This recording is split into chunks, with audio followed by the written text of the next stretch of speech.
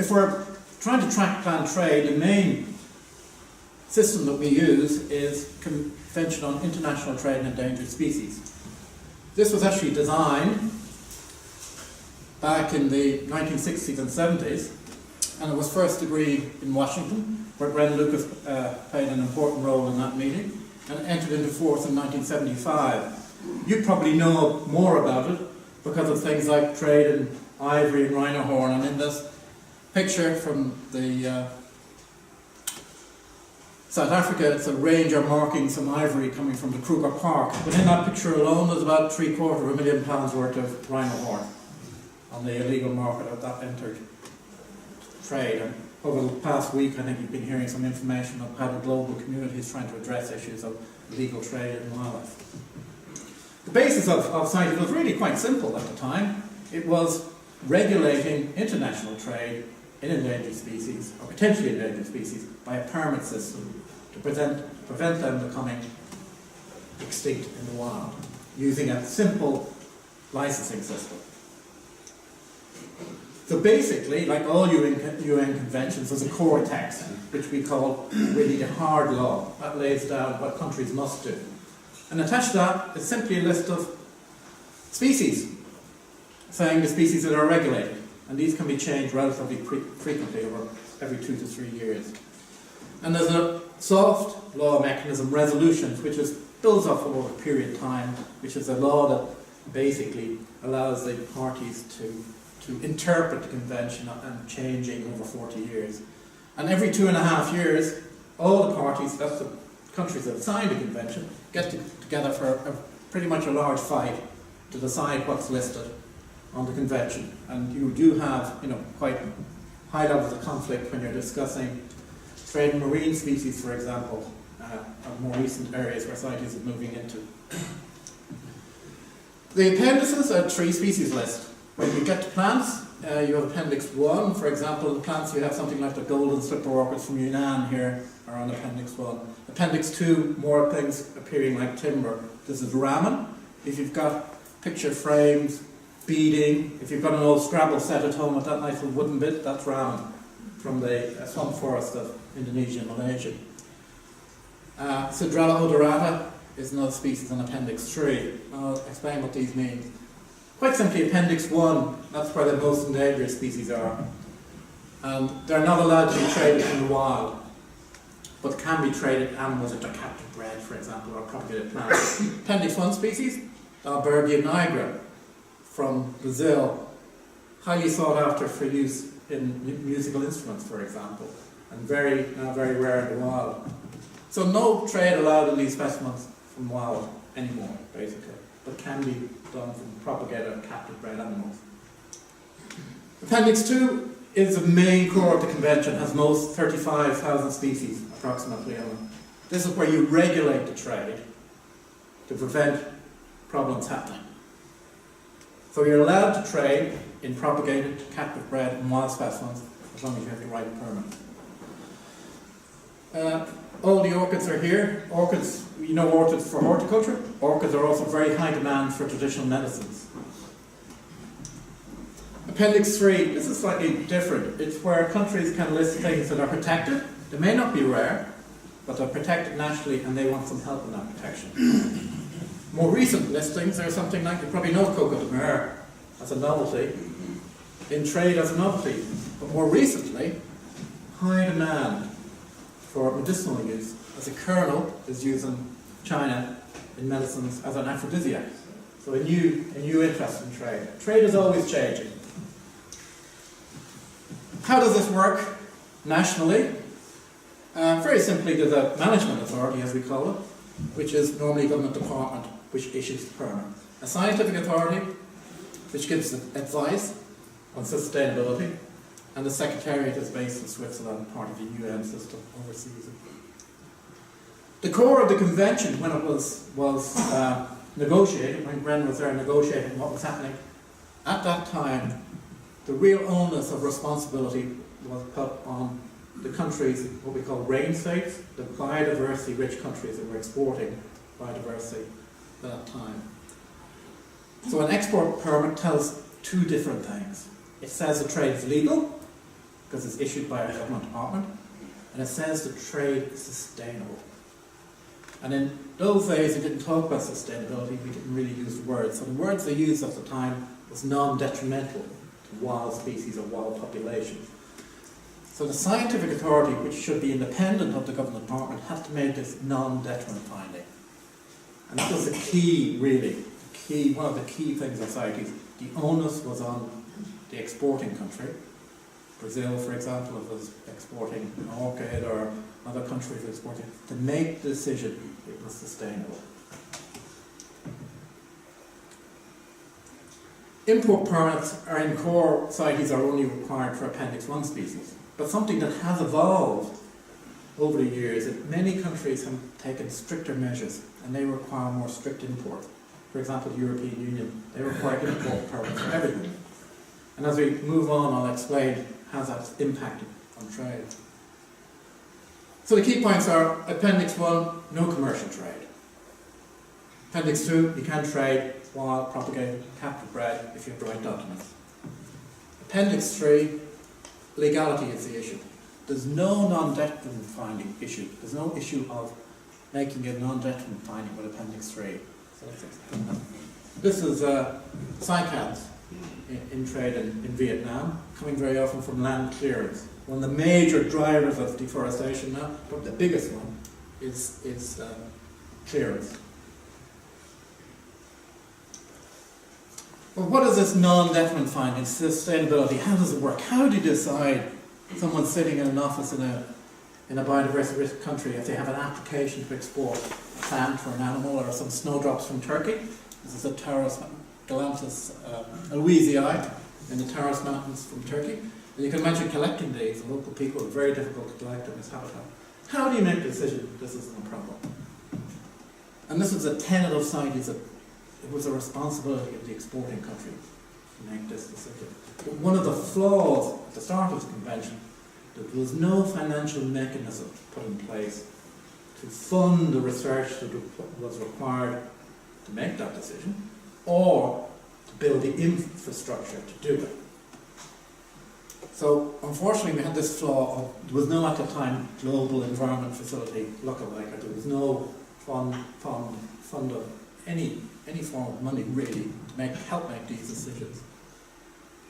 So the convention came into force 75, and as I said, the core of the convention, the hard law, said countries, you must do this. But the first attempt to make any guidance on what this meant didn't happen until IUCN did some work in 2002. And that was fairly basic guidance on how to decide how to do this. So over the years, this lack of resources has caused problems for developing and exporting countries. It has led to non-sustainable trade, where things are exported without this non-detriment finding. It has a lack of flexibility of the convention to be able to move quickly, because countries don't like new listings, because it puts an onus of making this a big decision on them to make a non-detriment finding, and the resources, then they're worried their trade might be banned. And a fragile relationship between the exporting countries, and it's very often the northern countries, the European Union, the United States, Japan, big countries which are importing in order to man. A major leap forward came about in 2008 when Mexico, acknowledging this issue, got funding with a lot of support from the European Union and brought together, probably like many members of the LINSOC were there, I'm sure, or fellows of the LINSOC were there, about 100 experts from all over the world on the different groups, bird people, shark people, plant people, whatever, and to provide guidance on how to do this. And that was finally pushed through the CITES system. But in doing that, it was done in quite a soft way, because at the high level at the Conference of the Parties, many of the countries said, well, we don't want guidance on how to do this in any hard form, because it's our sovereign right as an individual country to decide what is sustainable and what isn't. So it's quite, politics is a line that drives through all of this. But at the moment, the non-detriment process is working quite well, because there's money being pumped into workshop processes, developing it from the ground up, involving local scientists and building capacity locally to make these decisions. I mentioned the European Union before. Every country has to have its own legislation to implement the convention. And the European Union, in effect, works as a single market. So 28 countries were meant to implement this as one. So it, over time, has evolved its own legislation.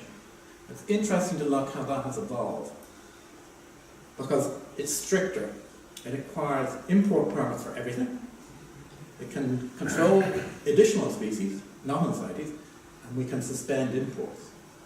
But in asking for a second import permit, European Union member states make a second non-detriment finding, which is sensitive when you're dealing with exporting countries. But it has advantages, and this is a large consignment of mahogany. It has advantages in that there's a direct dialogue between the EU and individual countries, and the EU is a major trader in wildlife. So it's an opportunity for the range states, those countries themselves, to directly line up with the scientists in Europe. And it's an opportunity for the EU to put funding directly to where their problems are. And they have pumped many millions of euros into this non-detriment process, which is good. Don't worry about too much the structure. This is the international structure, but just to give you an idea of how decision making works. The Council of Parties are where they all come together every 2.5, 3 years and have a big fight whether to list sharks or timbers or whatever. 2 technical committees made up of experts, Animals Committee, Plants Committee. Interestingly, the process for their people being appointed is as individuals, scientists. The Standing Committee is made up of representatives of the countries, from the management authorities, from the civil service if you like. But they've maintained, it has been trying to change this recently, that they've maintained that these committees have individually named scientists to try and keep the core science in the process. Secretariat, it's a UN convention, and there's a strong role for non-government organisations, such as Traffic. John Burton, another key member of LINSOC, was, I think, founder. WCMC, IUCN, all of which Gren was very heavily involved in as well, although the names have changed many times over the years. So how do you make decisions at the COP? Well, one of the interesting, and maybe old-fashioned parts of science, what makes it more interesting is that they vote. Any of the new conventions, nobody votes. It's consensus. In the, like Biodiversity Convention, they talk and talk through the night until they get consensus. CITES is a bit more confrontational in that they vote. A number of months before the meeting, you put in a proposal, say if you want to list a shark or a timber. Any country can do that, any party. Goes in a couple of months of set criteria. So the other parties have time to review it, gets to the meeting, big debate, and it gets down to a vote. 2/3 majority is required to get it through. And that can be quite difficult to get 2/3 majority. At the meeting, the parties sit at the front, but the number of observers are normally many more than the parties. So the parties probably stop about here, and the observers, NGO, trade representatives, a very wide range of different NGOs represented. This, just to show you, they've moved to electronic voting, I think for the major first time in 2007 in The Hague. And there's some interesting things because, of course, the system didn't work particularly well. And if you have 1 or 2 votes out, you can lose. And people were complaining the votes weren't registered and a lot of problems. And they wanted to be explicit in the open votes because you can have closed votes as well, secret votes. So basically, 2/3 majority, this goes red to show just how many people are voting, and then it stops, and then these fill in. So you need 2/3 majority of those present and voting. The abstentions don't count. Many of you may know Greg Leach, who a botanist, who chaired the scientific meeting. He was excellent as well. The European Union, because it acts as one and has 28 countries, we have to coordinate between the 28 countries our position on every single proposal. that goes to the meeting, and that has to be cleared by the Council of Ministers before we leave for the meeting. So, say 4 months in advance of this, the whole EU process starts. So you have to have, and it continues, even when we go to the COP, and we have set positions, and for the more sensitive species, you will have some movement in those positions to allow you to negotiate on site. When you get to the COP, you have negotiation, you have EU coordination in the morning, about 7 o'clock, EU coordination at lunchtime, after the main meeting, and EU coordination in the evening. Which is, you can imagine what it's like. So now with 28 member countries, probably an EU delegation of 100 people. The presidency the last time was Ireland, and the Commission the other end, and the Council is there as well. And the UK is there, and I'm sitting at the back waiting for the timber to come up. They're normally talking polar bears, elephants, or rhino. Oh, again we have to, at the last COP, we're trying to get through the listing of rosewoods and anemones from Madagascar. Very important, huge illegal trade. To get it through the European position, we had it linked to an action plan for implementation. So we had to ensure that we got every 28 member state to be happy with the action plan before we could get it through the system. That was even before we got to the floor of the COP. And these are the things which we all have nightmares of. These are the speaking notes. For every intervention by the European Union at the meeting, which is done by the presidency, there has to be an agreed speaking note. So the overall brief may be in the region of 1,000 pages. And as the negotiations move through the weeks of the meeting, and things happen in the corridors, the speaking notes have to be changed. And then they have to be agreed again in coordination. So this is Helene from the Commission, excellent, and Karen from Ireland from the presidency at the last minute, checking some time before the intervention.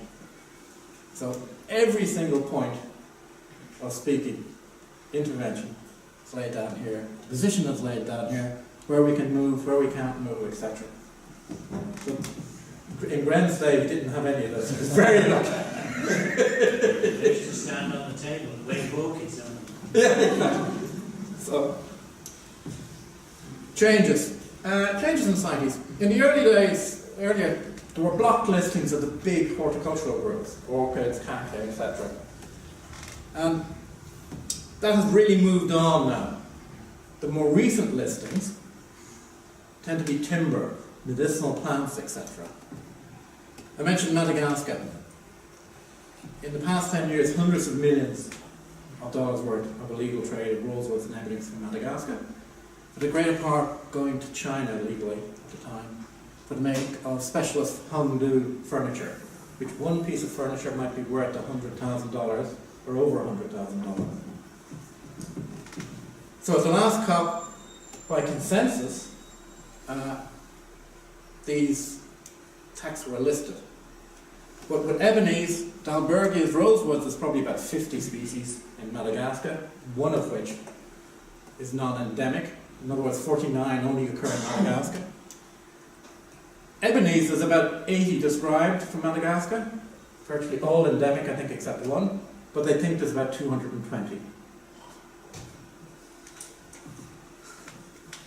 Luckily, having the resources of Q and knowing what's happening and linking, and we helped Madagascar with preparation proposal, etc.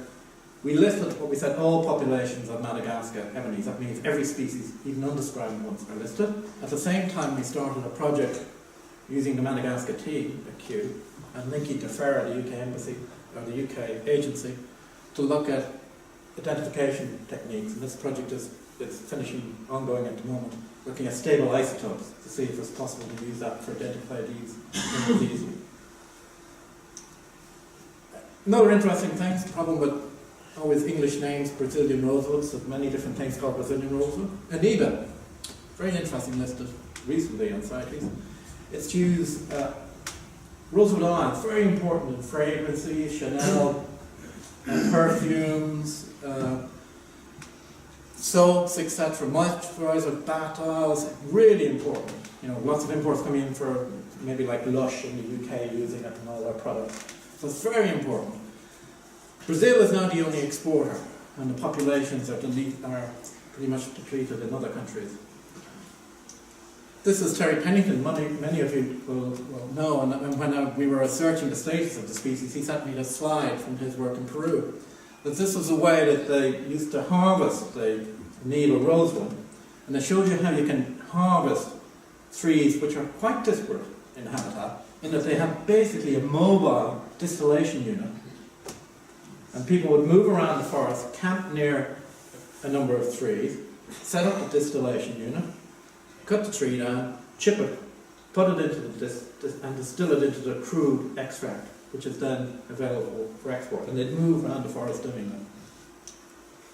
that. Agar wood, you may know of agar wood. The fungus infects certain woods, particularly in Southeast Asia, produces this very high quality extract which is used in traditional and very, very valuable. You see it in chips, which are burned, oils, and individual chips of the high quality stuff, maybe 10, 20 euros just in one little chip.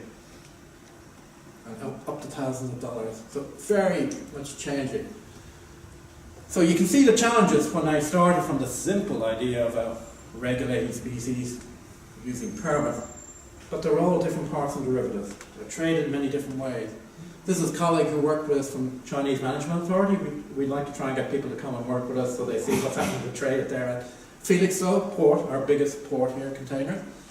Modern ships contain many, many thousands of containers. That's the contents of one container. And that's the contents of one box of medicinals. So you can just think of the time to go through to check these things. Smuggling happens. I'm not going to talk about plant smuggling. We don't have time. And the other big thing I'm not talking about is internet trade. You could have a whole lecture on both of them. This is from a colleague in UK Border Forces, someone smuggling hummingbirds in their underpants. They have more exciting pictures on that side than on the plant smuggling. But at Kew, we've been working very hard to try and help people implement the convention in country and to work with training and enforcement officers, producing training material, sitting down with customs people and asking them, well, what do you really need to help you do your job at the front line? Producing users' guides on these issues and help with timber. Kind of very often they say, we want something fairly ladybird designed, simple, clear, tell us what control, tell us roughly how we triage, identifying it, and tell us where we can get help to do more. Non-detriment finding research, just to show you some pictures from groundwork, we do as well. The breakup of the USSR, as it was, saw lots of interest in opening in trades. We know about, many people became particularly rich, looking into new areas. And in that period of the late 90s, you all know that Turkey has a very famous history of bulb trade, and more recently still supplies quite a lot of bulbs from the wild to the international market. And this was pretty well controlled by quotas for export. And at the time of the breakup of the USSR, Turkish traders started to look next door into Georgia for new opportunities. Fantastic flora, rich geophytes. So they crossed the border and found and made contacts with the local traders, and a new trade route started. So it's very unusual for plants to get a trade route where you get tens of millions of things coming out overnight, and that's what happened from Georgia.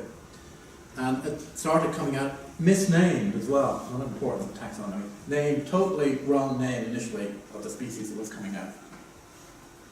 And then it bloomed because other traders were suddenly aware, well, this is a white gold, we can make money from these things. And at the time, obviously, the Georgian CITES authorities were very poorly resourced, and many parts of the country were quite difficult to get at and limited control.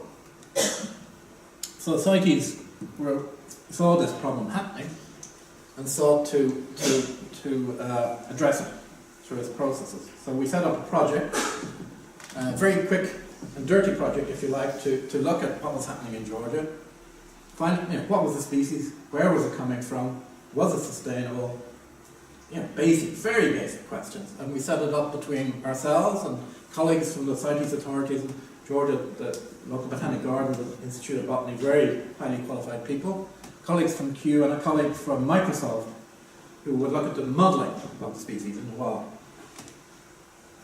So very simply, we wanted to answer some basic questions. We had identified a real species to be Galanthus warnoia. Well, how much is there and where is it coming from? Because it wasn't sure where the collected material was actually, which part of the population were being collected. We wanted to know, okay, was there a way of modelling how much you could take off sustainably? Was there any process of making this non-detriment finding? Any management in there to monitor?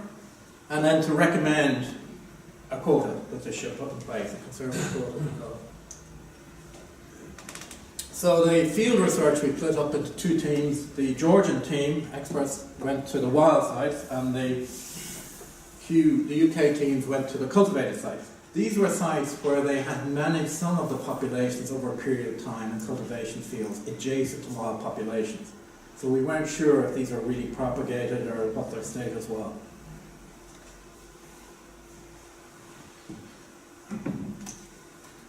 And we had a workshop in Tbilisi with the society's authorities and the traders.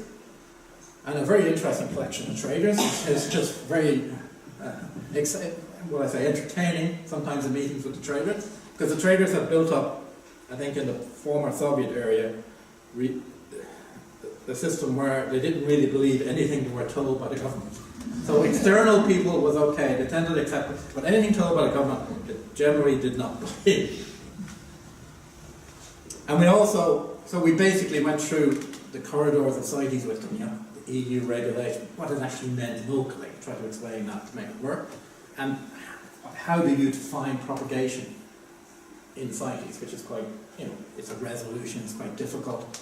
It's designed really for horticulture in the Netherlands. How do you apply that in the hillside in Georgia? And you can imagine. So I've left out a lot of the information here, but there is a paper just out in Oryx on the project if you're interested in the detail and the modelling, etc. But basically, a very conservative estimate of the wild bulbs were there of about 300 million. And the back of an envelope, quota, we were looking at about 15 million, which were less than what's previously exported, but we thought would work. And we looked at, well, how can you put in a simple management system that will work? Well, a simple management system for the beginning is fairly basic. You're saying, well, we'll treat all the bulbs as wild. We won't accept any as truly propagated. The quota was distributed across certain sites based on a triage of conservation ratings made by the local botanists. And the traders had to produce site details.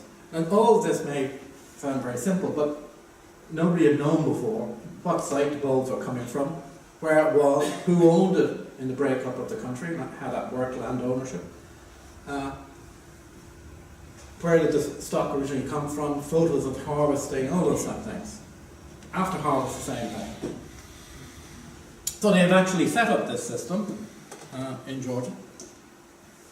And it was quite the initial project was quite short, but we've maintained relationships with them, because one of the important things is to keep an ongoing relationship, otherwise, you can't build on that issue. So we raised capacity to implement the convention in Georgia. We built a really good relationship with the local. And now we're moving on with them to take more field surveys to bring up the baseline of data and looking at more areas. And CITES approved the quota, otherwise they would have closed down trade completely and trade would have gone illegally underground, probably. What would have happened? So to continue the relationship, we wanted to rate the profile of Georgia within the CITES community and get people to trust them, basically. So we organised a European regional meeting with there and brought people in to show what's happening. We brought people in from customs that we work with to train their enforcement officers. And for the first time, which was fun, in all of the years of trade, the trade had gone from Georgia to Turkey to the Netherlands because of the Turkish traders linked to the Netherlands, very traditional. And never in one room have sat down the Turkish traders, the Georgian traders, and the Dutch traders. Never. So we got them all in the same room because there's such levels of misinformation between all of them. To get them talking to each other, it was really interesting. And at the time, it was chaired by the Deputy Minister of Environment, who was a former Georgian wrestler, who was an excellent person to have a chair of a working group if you needed it, because he just would make a certain stare and the room would go very quiet. So it was really interesting, because the very interesting thing with the Dutch supporters was that they were saying that they didn't really want any more bulbs, that the market was full, but what they wanted was an improvement of the quality of the bulbs, because the quality coming out, because of the way they were collected and stored, was very, very poor. So there were a lot were basically, significant, too many were dead when they got them. And I'm now helping them to try to interpret this artificial propagation means in societies locally, to try and improve the markets for the smallholders. Because in the original way they set up the system in Georgia, they actually auction off the big quota for wild plants, and that's the people who now have that wild quota are some of the bigger traders. So we're trying to, many of the small farmers grew galanthus as a supplemental crop, sometimes as a secondary crop under wheat or under crops, when something died out and then they harvest that. And they would get not that much money, but quite significant amounts to help them out. So we're trying to help them to convert what Psyche's system means to a field in a hillside in Georgia. So at the moment there's more field work going to happen actually in March, depending on the weather, which is always an interesting thing, to gather more field data. And we're looking at this registration system for the fields, which they've now put into law in Georgia. And we're looking at, because they now are beginning to export some propagated bulbs, and we're looking at if these bulbs can be marked prior to entry trade, because to prevent laundering of wild bulbs. So you have a wild bulb, a propagated bulb, they look exactly the same. So we're looking at this marking techniques, possibly using DNA washes or something like that to see what's possible to do. So that was a fairly quick, I'm trying to keep under time for you, a fairly quick run through CITES and plant trade, to give you some ideas on what's happening out there. I didn't look at illegal trade, I didn't look at internet trade, which is a huge area to look at, and there's colleagues that keep working on that as well. And these are, just to end, as two NGOs play a big role. This was at the COP when we were trying to list mahogany. And this was the last COP where we were trying to list a polar bear in Appendix 1. So you get a lot of people lobbying out there. So that's basically my quick run through CITES and wildlife trade for plants. So if you have any questions, I'll be very happy to answer them. Thank you.